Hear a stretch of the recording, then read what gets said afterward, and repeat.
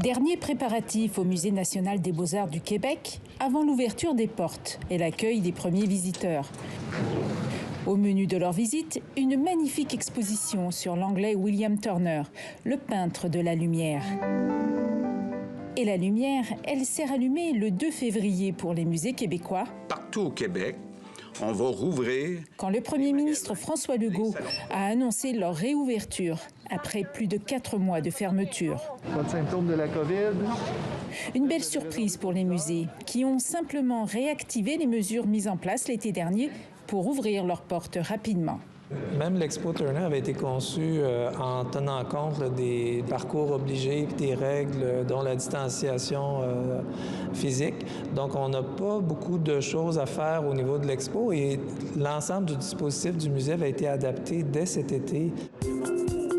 Depuis des mois, les musées répètent qu'ils sont sécuritaires grâce aux mesures prises pour que l'expérience muséale se fasse dans les meilleures conditions sanitaires possibles. Visite horodatée réservée en ligne avec nombre limité de visiteurs par heure, distanciation physique, station de désinfection, port du masque, système d'aération performant. Des contraintes qui ont aussi des avantages. Pour les visiteurs, je dois dire que c'est vraiment une expérience de visite qui va être extraordinaire parce qu'il y a moins de monde, puis c'est sûr, c'est vraiment comme un privilège de se promener dans les salles avec un public moins nombreux. Vous avez votre guide électronique?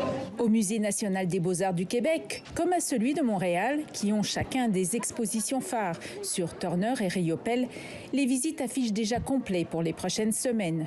Surtout que les théâtres, cinéma et salles de spectacle restent fermées. Les gens sont tellement contents et je pense que les gens ont tellement besoin de culture on va être le seul activité culturelle disponible. Les gens vont vraiment venir parce que là, on a vraiment soif de ce contact avec l'art. On parle beaucoup de santé mentale ou de fatigue psychologique ou morale des Québécois et on sait que les expériences comme la culture peuvent contribuer à un apaisement. Un apaisement, oui, parce qu'en ces temps de pandémie, contempler des œuvres d'art fait du bien à l'âme.